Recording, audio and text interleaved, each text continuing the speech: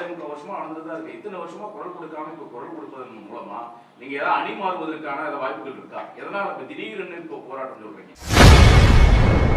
4.5 வருஷம் திமுக கூட்டணியில் இருந்து கொண்டு போராடாமல் தற்போது போராட்டம் அறிவித்துள்ளது ஏன் என செய்தியாளர் ஆவேசமாக கேள்வி எழுப்பியுள்ளார். ஒரு கேள்வி, இந்த ஆட்சியும் முடிய போகுது, இன்னும் ஷார்ட் பீரியட் தான் இருக்கு. இப்பதான் 1 லட்சம் பேரை திரட்டி போராட்டம் பண்ண போறோம்ன்றீங்க. இது 5 ஆண்டுகளா ஒரு 4.25 வருஷம் ஆயிடுச்சு. இவ்வளவு நாளா ஏன் பண்ணல? கண்ணகி நகர் விவகாரம் 2 வீடுகளுக்கு ஒரு கழிவறை இருப்பது இப்போதுதான் உங்களுக்கு தெரிய வந்ததா? ஏன் இதுக்கு முன்னாடி தெரியல? உங்களுக்கு முன்னாடி உங்க பொறுப்புல இருந்தவரோ அல்லது நீங்கள் வந்த பிறகு கூட ஏன் இந்த பிரச்சனையை முன்னெடுக்கல? இதையெல்லாம் பார்க்கும்போது நிறைய விவகாரங்கள், கம்யூனிஸ்ட் கட்சிகள் என்றாலே மக்களுக்காக குரல் கொடுக்கக்கூடிய ஒரு பெயர் மக்கள் மத்தியில் இருக்கு. ஆனா நிறைய விவகாரங்கள்ல கம்யூனிஸ்ட் கட்சிகள் குரல் கொடுக்கறது இல்லைன்றது அப்படி ஒரு டாக் இருக்கு. இதை பத்தி நீங்க என்ன நினைக்கிறீங்க? கண்ணகி நகர் விவகாரமாகட்டும், புறம்போக்கு இடங்கள் வசிக்க இந்த கவர்மெண்ட் வந்ததுல இருந்தே மக்களை அகற்றக்கூடிய பணிகள் நடந்துட்டு தான் இருக்கு. இன்னைக்கு நேரத்து நடக்கல, 4.25 வருஷமா நடந்துதான் இருக்கு. இத்தனை வருஷமா குரல் கொடுக்காம இப்ப குரல் கொடுப்பதன் மூலமா நீங்க ஏதாவது அணி மாறுவதற்கான வாய்ப்புகள் இருக்கா? எதனால இப்ப திடீர்னு இப்போ போராட்டம் சொல்றீங்க? அது கேள்வி வேற, இது கேள்வி வேற. ரெண்டையும் போட்டு இடைக்கிறீங்க. அதாவது இந்த குடிமனை பட்டா பிரச்சனைய தமிழ்நாடு முழுவதும் தொடர்ந்து எழுப்பி கொண்டிருப்பது மார்க்சிஸ்ட் கம்யூனிஸ்ட் கட்சி, அதனுடைய பல்வேறு அமைப்புகள். இப்போ அனகாபுத்தூரில் வெளியேற்றினாங்க, யார் போனது? நாங்கள் தான் போனோம். அது என்ன, நாங்கள் போகாமல் வேறு ஏதாவது போய் நடத்துனாங்களா?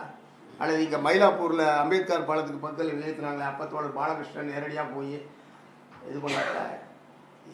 நாங்கள் தலையிடுவதற்கு எங்களுக்கு கவனத்துக்கு வரக்கூடிய எல்லா பிரச்சனைகளிலும் காந்தி நகர், திருவிக்கா நகர், அதெல்லாம் வரிசையாக சொல்ல முடியும். வேணா அந்த பட்டியலை எடுத்து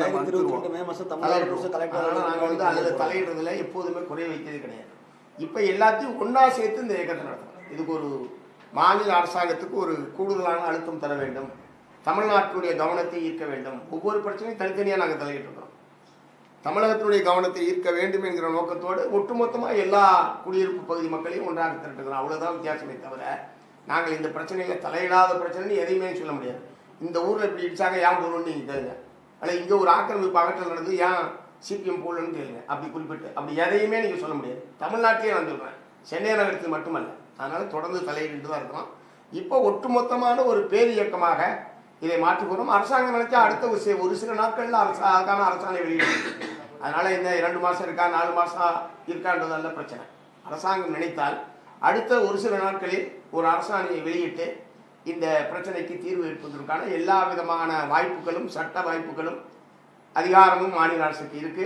நிச்சயமாக அதை செய்ய முடியும், செய்வார்கள் என்கிற நம்பிக்கையோடு தான் நாங்கள் முதலமைச்சரை நேரடியாக சந்தித்து இதை வற்புறுத்துவது நாங்கள் தீர்மானிச்சிருக்கின்றதை சொல்ல விரும்புகிறேன். செய்திகளை உள்ளது உள்ளபடி தெரிந்து கொள்ள ரெஃப்ளெக்ட் நியூஸை சப்ஸ்கிரைப் பண்ணுங்க.